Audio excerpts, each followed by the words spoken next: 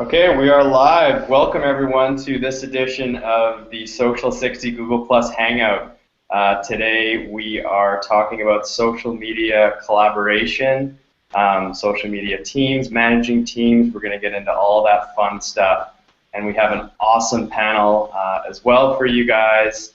We have Sarah Lang from TicketLeap.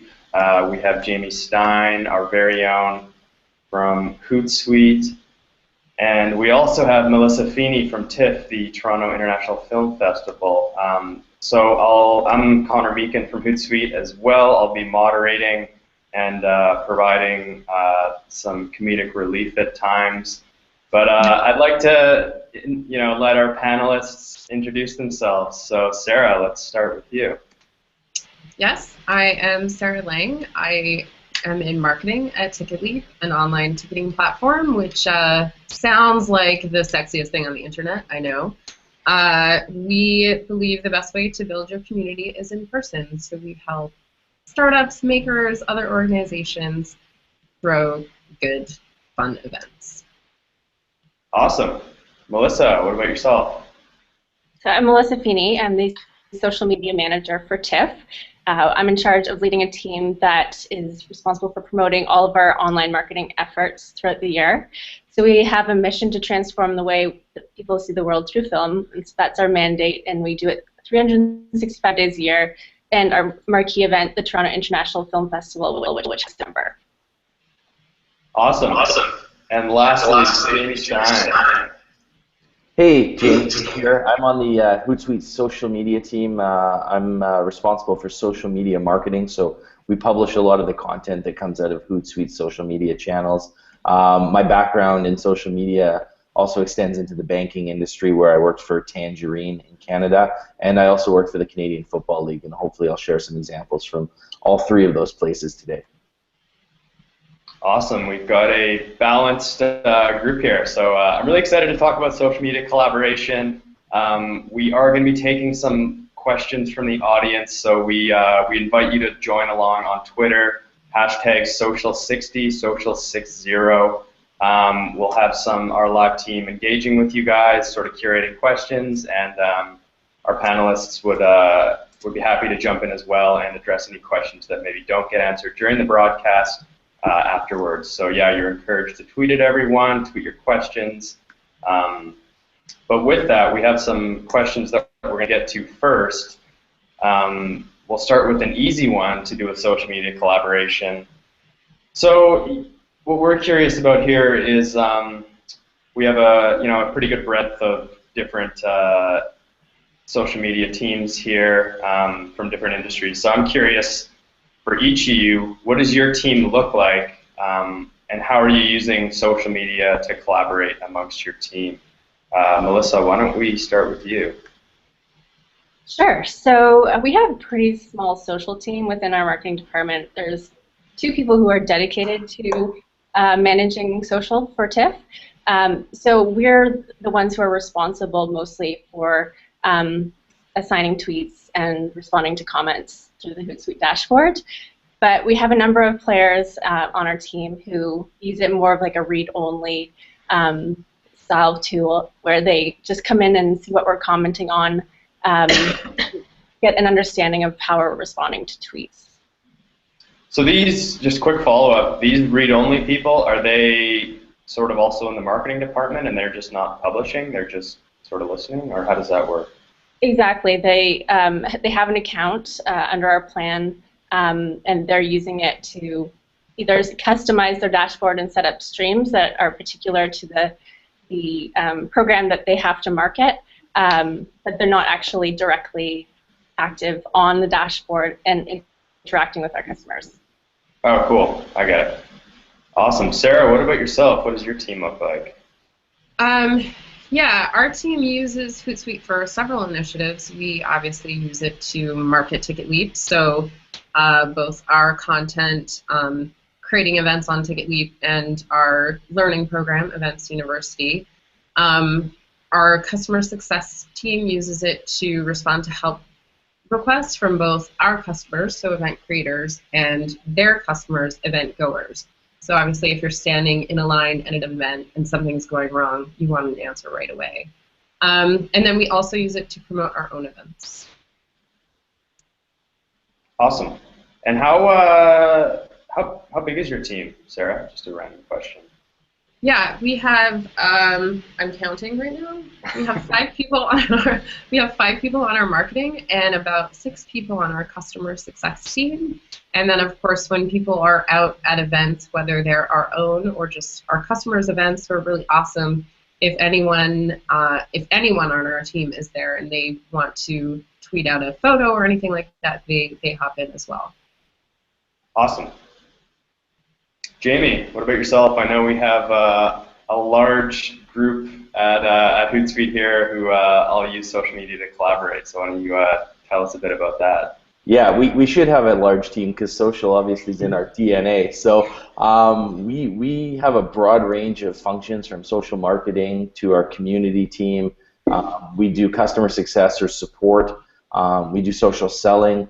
And then we also have product-centric teams. So for Hootsuite University, for our pro product, for campaigns, and for mobile. So we have hundreds of people in our teams, and some teams are small, some are big, and there's a wide variety of functions that our teams perform. Awesome. How many? Sorry, so you said a couple of hundred. Where are the majority of them from, and how does sort of the different, permission levels and collaboration? What does that look like? Yeah, our largest team is probably our support team or our social selling team. We have a lot of folks out there doing social selling, and of course, we don't offer telephone support as a social company, so we do all of our support over email and of course social media. So. That's why that team's so large, and we like to respond quickly, and they do a really good job of getting back to people quickly. You had a second half to that question? Just how many people in general do you think are involved?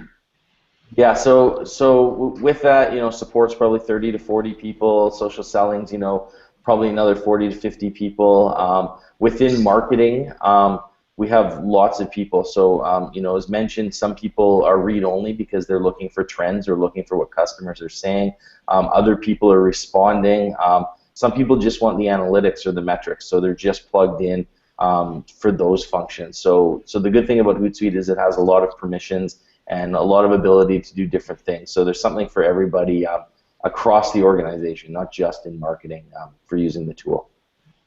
Right, and maybe I'll just pick on you quickly again because I think the audience could benefit from how we're using our own tool Hootsuite to collaborate sort of across departments. So maybe how customer support flags certain things. Could you just talk a little bit about that and how we're assigning things and flagging things? Yeah, so triage is really important for us. So we have a support team that works globally 24/7. So there's always somebody or a team of people watching what's going on.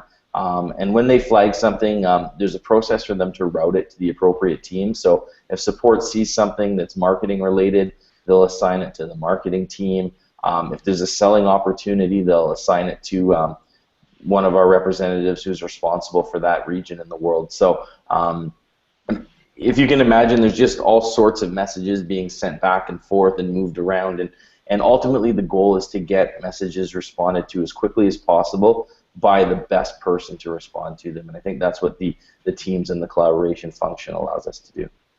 Awesome. Yeah, that's a great point. I think just working a bit in the social selling space, you notice how savvy a lot of different companies are at this, and done something by not being able to assign a tweet or pass a tweet along to the right person to respond.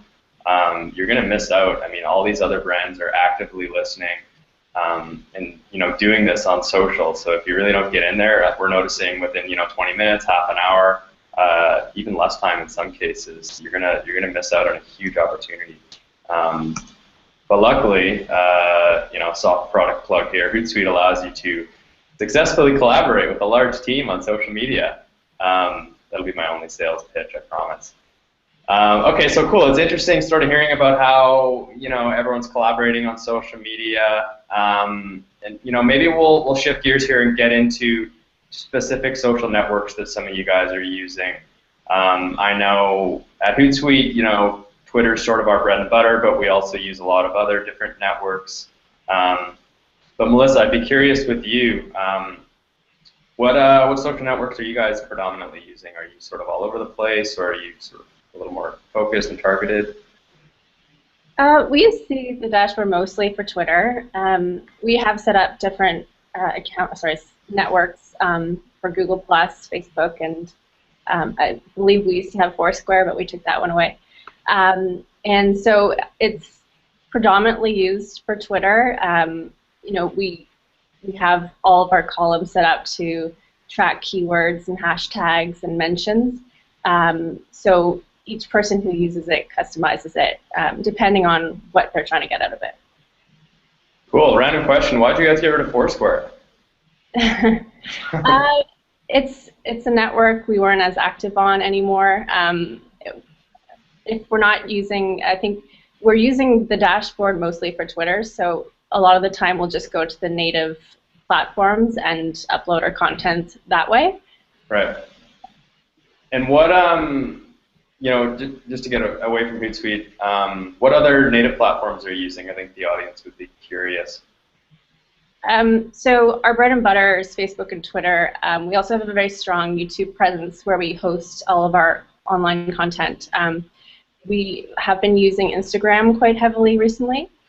So those are probably the 4 main channels, but we also have presence on Pinterest, Google+, probably missing some, Vine, et cetera, cool. et cetera. Yeah. And is there, you mentioned sort of Facebook, Twitter, is there, you know, a particular one that drives most of your sort of buzz awareness?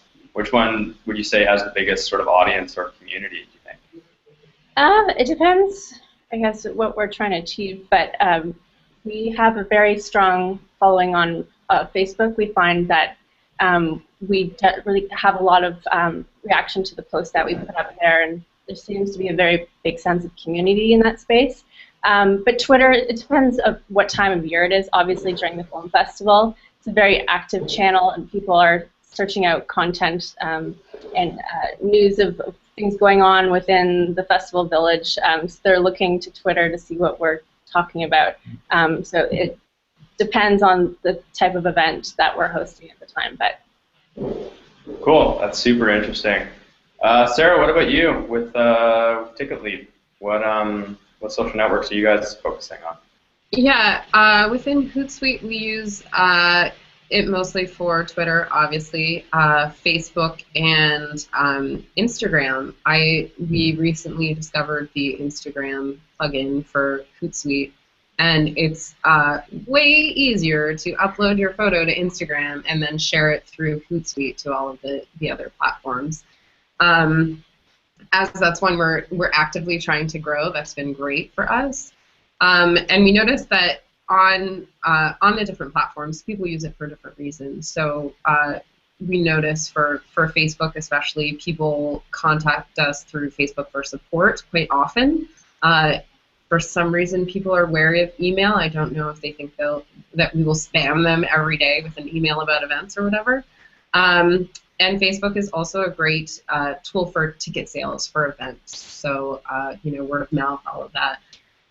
So we see quite a lot of that on Hootsuite, and then Twitter awareness, buzz about events, about our stuff, everything. And we also, I mean, Melissa and I have talked about this before. There's so many different keywords and phrases that people say that we are interested in. We just have tabs and tabs of those that we monitor and consume all day long to see what people are talking about. Cool. I like that you're using the Instagram plugin. I'll just say, I know we'll probably get some questions about this. You can't directly upload to Instagram through Hootsuite. She's referring to you know, uploading natively through Instagram and then taking the link, I'm guessing, and sharing it through Hootsuite to other networks. Yes. The one cool thing about the Instagram plugin, I'll just say quickly, is that it makes it really easy to first of all, search Instagram for different hashtags, things like that around your brand. You can also engage, like photos, comment on photos directly in the dashboard, which I personally use. And it's pretty nice. It's pretty neat. But unfortunately, Instagram does not let any third-party sites directly upload photos. So hopefully, we'll be able to conquer that soon. So Jamie, what networks are you guys using at Hootsuite? Yeah, as you alluded to before, the bread and butter for us is Twitter. We have tons of Twitter handles, and most of our volume comes in on Twitter. We also use Facebook. As mentioned before, we get a lot of support requests through Facebook, private messages as well. I guess in addition to being spammed via email, I think people feel that email response is probably slow. They're probably not going to get a response for 48 hours, and the reality is social people want the response within seconds or minutes, and I think good companies can deliver that level of service, so people turn to Facebook DM to try and get service responses. Those are the two busiest ones for us. We also engage in LinkedIn. We'll use plugins for Instagram, as you mentioned, also YouTube for comments. So we're on all the major networks, but most of our volume is Twitter and then Facebook. Cool. I'm just going to pose this one out there because I think the audience might be interested. You guys all mentioned that you're using Facebook.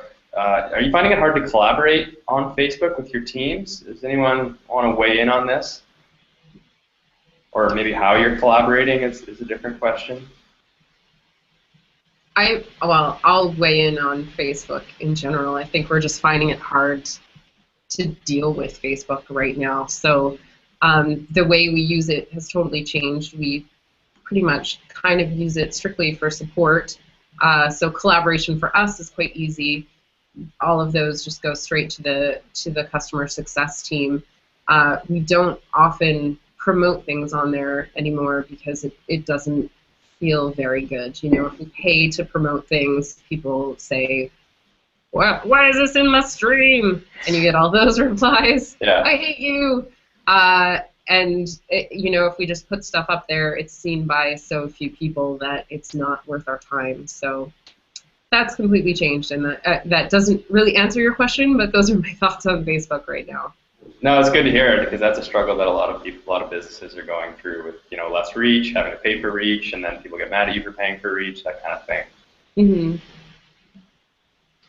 Anyone else have any thoughts?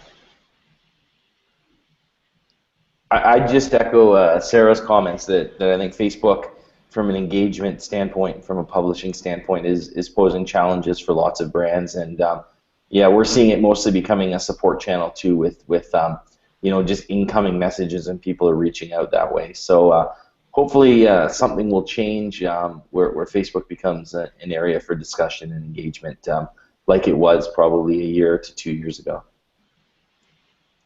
Yeah, it's certainly unfortunate the way things are trending. You sort of understand that people don't want to be directly marketed to, but if they really do opt in to like a page, then I feel like they should be able to see at least some of the content. But anyways, we won't turn this into a Facebook, dump fest. So moving along, here is a quick question. What are some of your tips in general for using social media to collaborate? Jamie, why don't we start with you? I know we're collaborating quite heavily here at Hootsuite, so why don't you get into a bit of that?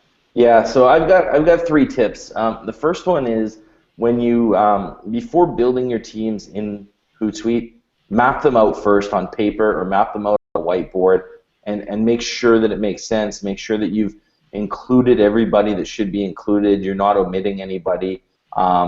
Take some time to think about it. Speak to those people that you're putting on teams. Ask them if that makes sense for them. Find out if you're leaving anybody off. So that's step number 1. Step number 2 is make sure that everybody has the proper permission levels. So we've talked about that a bit today, about having read-only access, or what we call limited access. Make sure that you've got people that are editors so they can approve content that's been written but not published. So make sure the the access levels are correct. So that's the second point. And the third point is I like to have email notifications turned on. That way, as soon as something's assigned to you or to your team, you know that it's been assigned and you're able to respond quickly, because we've talked about the importance of responding quickly on social media. So to recap, number one, map your teams out on paper first. Number two, make sure everyone has the proper permissions. And then number three, turn on email notifications so you're alerted as quickly as possible when an assignment is sent to you. You call them the email, because I know by default mine are filtered to a spam box in general. So I was missing a lot of notifications in the past, and I ended up digging through my inbox and finally found out where they were all going. That's awesome, though. Sarah, what about you? Do you have some tips, some general tips for us? Yeah, Jamie's tips were really great. So now I feel like mine are going to be a little bit disappointing. But the first tip I have is definitely divide and conquer. So you have an entire team. You shouldn't all be doing the same thing. So we've all now mentioned kind of the read-only consuming people. Make sure that those people aren't all reading the same things. You can divide that up. We often here will have people then not read anything, and the people that are reading those things, if there's something important, will notify the whole team through Slack, which is not Hootsuite, but it's another Canadian company. Shout out. They're our neighbors in Vancouver. Oh, really? That's exciting. I didn't know they were neighbors. Sort of neighbors. They're not direct neighbors, but they're in Vancouver. So, yeah, if you're not familiar, Slack is it's sort of like an internal social collaboration tool for companies to use. I don't know a whole lot about it, but I think that's sort of what it does. Yeah, I mean, not to exaggerate, but it is sort of life-changing. So we use it a lot here in addition to Hootsuite. And sorry for the Canadian. I'm Canadian and I live in Philadelphia. So whenever anything is Canadian, I have to bring it up. Like any movie with a Canadian actor, if people in the office are talking about it, I'm like, Canadian, whatevs. You're totally that person, hey? I'm that person, yes. So divide and conquer, that's definitely the first tip. And then for live events, and Melissa, I'm sure TIFF is the same way, just have a process in place for those crisis moments when people are in a physical location and starting to panic. So when you're online and not there, the tendency is to sort of want to reply right away, and the only thing worse than not replying is having 3 people reply all at once, or 3 people reply with different messaging, and yeah, not cool. So make sure you've got a plan in place where one person is in charge for certain things or during certain times of the day, whatever it is. That is very helpful. That's only 2 tips. That's okay. I like that one. That's a great point, because it looks pretty unprofessional and clunky if you're sort of crossing wires. You have 3 people replying to the same person. Not to mention it's a waste of resources as well. Yeah, it's so cringeworthy when you see that happen. You're just like, oh no, he didn't. Yeah. So you want to avoid those. Yeah, and then it's like, okay, do you delete the tweet? Do you just leave it? Like, just put on there? I don't know.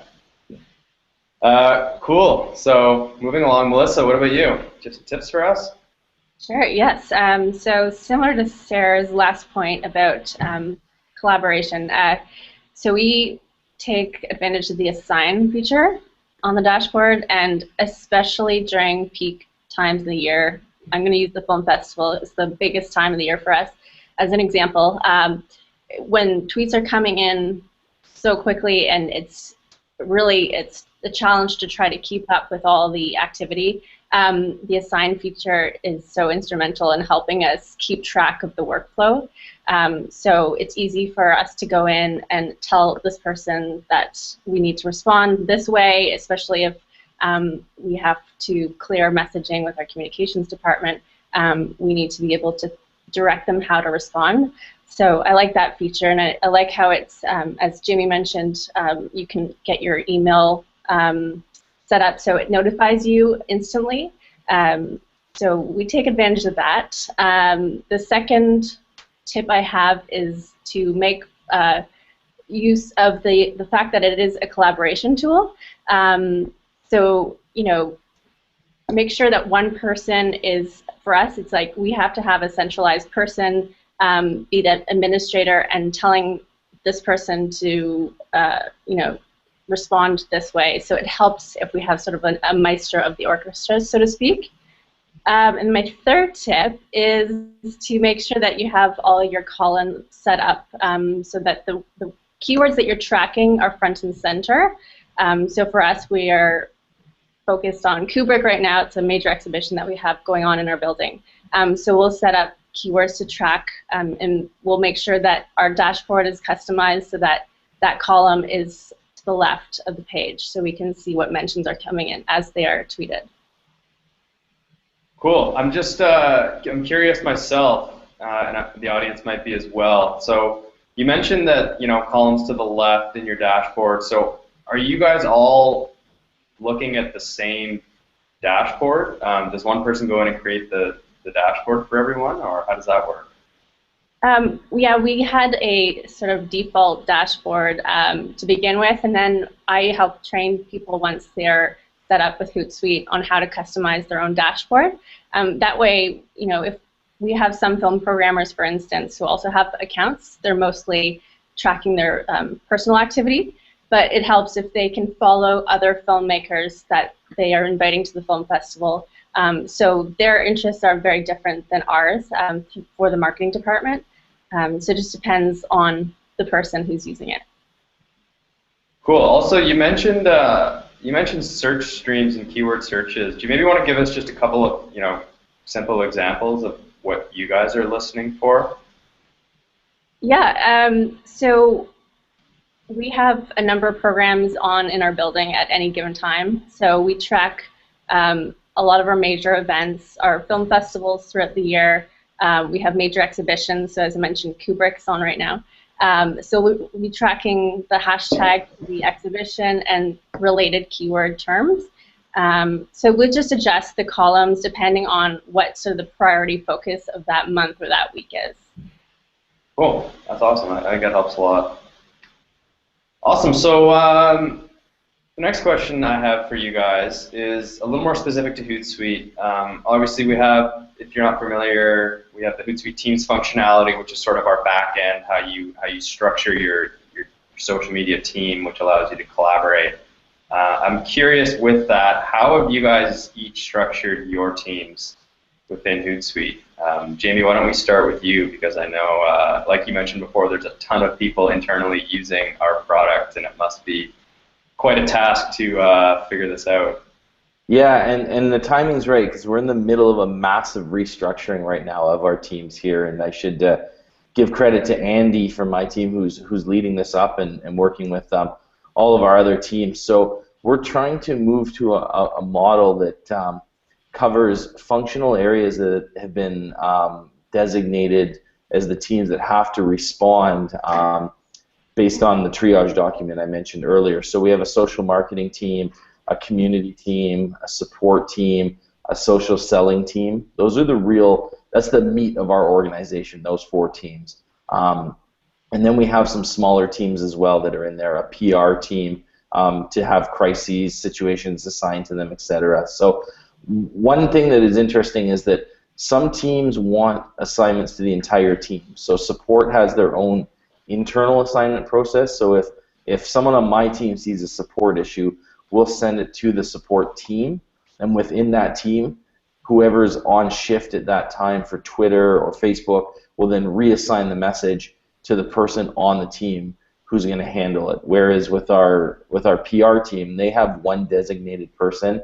Her name's Sandy, and she takes all the social requests. So we'll assign it to the team, but Sandy is the point person to handle it all. So there's some nuances depending on the person on the team who handles it, but generally we like to have sort of larger teams for functional areas, and then within those teams they can have their own assignment procedures, because we like to keep it simple to assume if it's someone's first day and they have a tweet that they need to assign or a message they need to assign, we want it to be easy for them. So if they see support, if they see community, if they see marketing, if they see selling, those are 4 easy categories. If it gets too narrow or too micro, then it gets really hard and they may assign it to the wrong person and then the message may get missed. Awesome. That's cool. That's I like, you know, what you mentioned about the customer support team in general, just because, you know, we got into how multiple responses is obviously a bad thing. But if you have someone in charge that is sort of directly taking this team assignment and assigning it to different people on your team, that's obviously a great way to make sure that you're not doubling up on responses and sort of wasting time, energy, and resources. That's a key distinction we should make, is you can assign to a team or you can assign to an individual. So, you know, that's also helpful to know that there's, I guess, a micro and a macro level for assignments. And also just to clarify, maybe for some of the viewers, so when you do assign something, Jamie mentioned earlier, you can get an email notification, but this will also pop up in your Hootsuite dashboard. So you'll be able to see the message in the stream. So in the search stream that you're looking at, if these are shared streams with some of your colleagues or team members, you're going to be able to see that message, and you'll be able to see if it's been assigned to you, if it's been assigned to someone else, whether someone's already responded to it. So this is sort of a great way to easily see who's responding to what on your team. Cool. So Melissa, what about you at TIFF? What does your team look like? Sort of how's it structured? How big is it? Well, we have quite a small team compared to Jamie and your Hootsuite team, but we have two people who are sort of the central figures in responding to questions. So a lot of the information that we send out is filtered through us. So we don't actually have to assign to too many different people in the organization. We'll most likely source the answer and then feed it through our channels. But yeah, we used to use a customer service. They used to have an account with us, but we decided that we were better off sending out our messaging through the marketing department, obviously with approval through customer relations and how to respond to certain questions. But. Cool. That's awesome. And Sarah, what about yourself at TicketLead? Yeah, about the customer service thing, we have a similar thing here. So often we end up assigning tweets to ourselves to say, hey, I got this, I'm following up with customer success, they're telling me how to answer this, and then so nobody else feels like those messages have been missed. But our teams, we have two people on the marketing team that sort of have access to everything. And then we've recently launched sort of a PR for events pilot program. And so if we are getting access to a client's social accounts, you know, whether it's just their Twitter or something else as well, we assign that to the person in charge of that, and it's sort of like a special thing. So they have special rules, you know, like make sure you're not stuck in traffic and tweeting something dumb from what you think is your account, and it is not. So that's pretty much it. The same as Melissa, we have a way smaller social team, but it does help to keep track of things to have a couple of different teams within Hootsuite. Cool. That's an awesome tip you mentioned as well, where you can assign a message to yourself. That way, you know, your whole team, your whole organization knows that, you know, you got this, you're going to respond to this. But, you know, yeah, that way no one else will respond.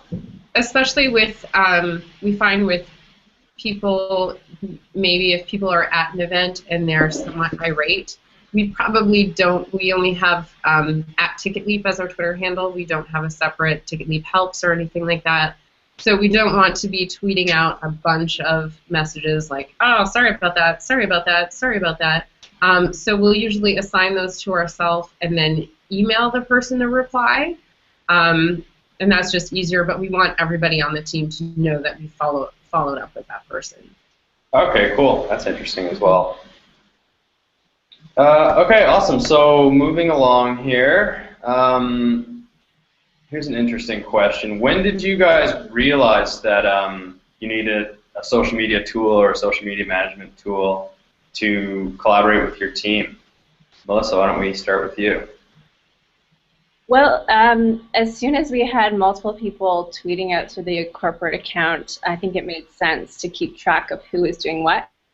So we've had Hootsuite for a couple of years now, and I think we're really now taking full advantage of all the bells and whistles.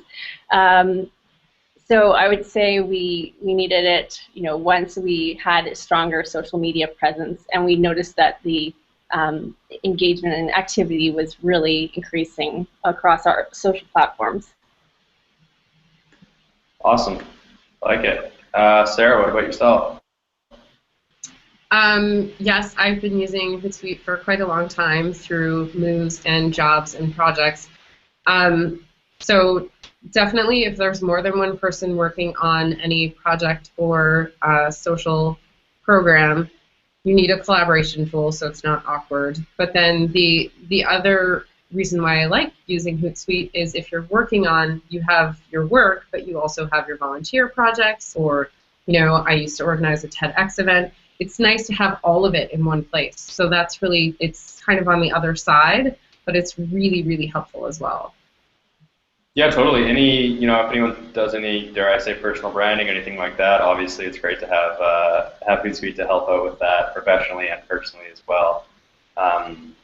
Jamie, what about you? You've sort of grew with social. You're like a real early adopter from a personal and corporate sense.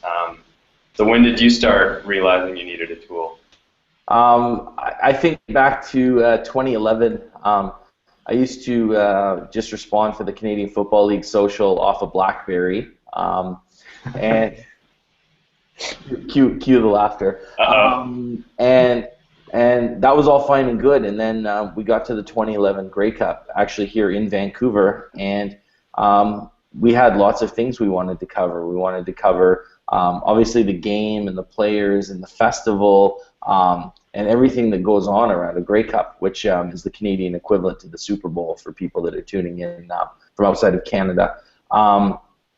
Couldn't do that with one person. You needed multiple people to do it. And the few times we tried during the season with more than one person on social media, we'd often both respond to the same person. We'd give conflicting answers. So that was becoming more and more of a problem, just like both the other panelists had mentioned. So we actually met with Hootsuite here, and they gave us a trial run of Enterprise during Grey Cup week, and we were able to assign messages to the right people. We were able to only respond once to people, and we were much more efficient in how we were able to communicate. And haven't looked back since then because it just makes so much sense to be able to collaborate with teams. Social is no longer a one-person job. It's not that guy or girl sitting off in the corner anymore that people didn't know what they were doing. Social is a key part of business. It's a key part of marketing. It's a key part of selling. It's a key part of support. And everybody needs to be coordinated and plugged into the same tool now. And it just makes sense to have a social relationship platform. Great point. I love it. Cool. So we have one quick question from the audience. Again, if you do have any questions, tweet us #social60, social60, and we'll answer it live. Or we'll get to it after if we don't have time. But we have one question specifically about managing and pulling off events using Hootsuite.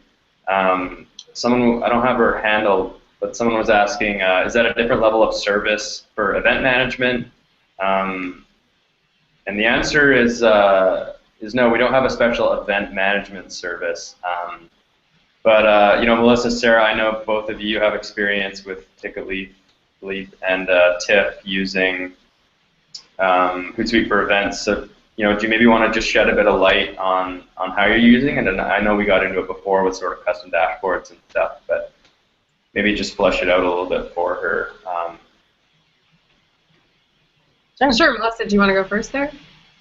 Yeah. So there's the amount of activity that increases during the film festival is quite different than obviously throughout the rest of the year. So it does pose quite a challenge to try to keep up with that. And I think, as I mentioned earlier, like it really helps to have one person to be the central figure to assign different tweets, so you can manage that workflow. But we also keep track of all the filmmakers and guests who are tweeting, and I think it's one thing, you can have your mentions column set up to see what people are talking about, and we have one for the official hashtag and related keywords, but it's also good to see filter out like who are the guests that are tweeting, and we know right away if Mark Ruffalo tweets about us, and we can engage with him. So I think that's also helpful. Awesome. Awesome. Yeah, I would say, I mean, before an event, using Hootsuite or social to sell tickets is amazing. People, you can only tweet, come to my event so many times, but if you work with other people and get those influencers talking about, hey, I'm going to this, that dramatically increases your ticket sales, which is the most stressful part of an event. At an event, you just can't treat social as a side project for someone. So you really need a command center, whether it's at the event and somebody's using their iPhone or BlackBerry. Yeah, we'll go with it. If someone's off-site and just reading all of those tweets. Melissa mentioned Mark Ruffalo. If there's any celebrity involved, your Hootsuite dashboard just explodes, right? And you need filtering tools to capture, what's important, what are 10,000 teenage girls tweeting about a Vine star. You don't need to read all of those tweets, but you do need to know the ones that are affecting your event, or if anyone's having a problem or anything like that. So that's the other thing where a dashboard is super, super important. And cool. Can I also mention that that just reminded me, often celebrities will tweet out, oh, come to this red carpet, and then you have like 10,000 more people show up, so it poses a safety hazard. And we just have to be prepared for things like that. So looking out for that stuff is incredibly important. So again, like filtering out those people, such as talent, into one column is helpful for us. Awesome. Jamie, anything to add from the CFL?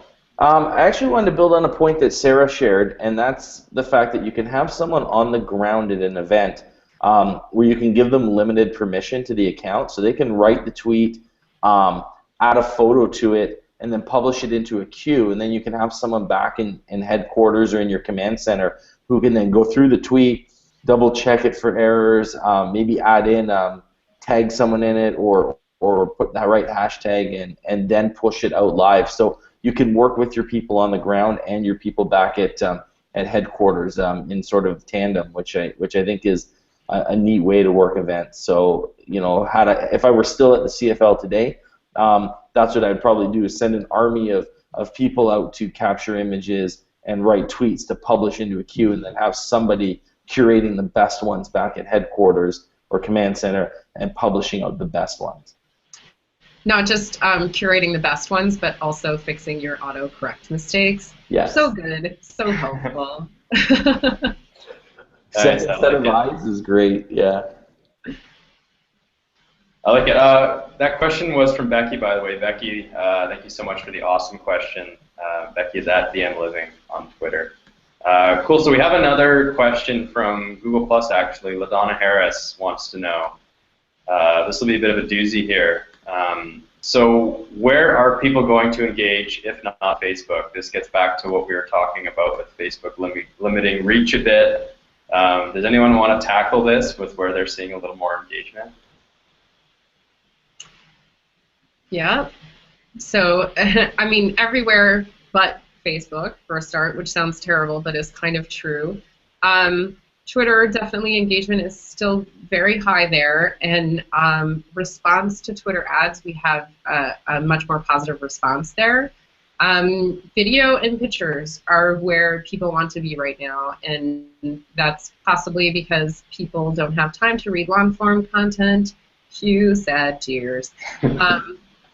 And possibly that's just because what's new. So Instagram, we do Instagram videos, we do YouTube videos, we do Wistia is an awesome platform, and they have a great, well, they have their own great community as well.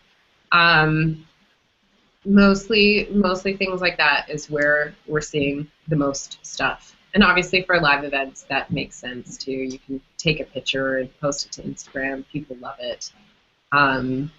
I'd be curious about the film festival, Melissa. If do people still write longer pieces and post them to Facebook about like movie reviews even or stuff like that, or is it really just all about being there and being seen?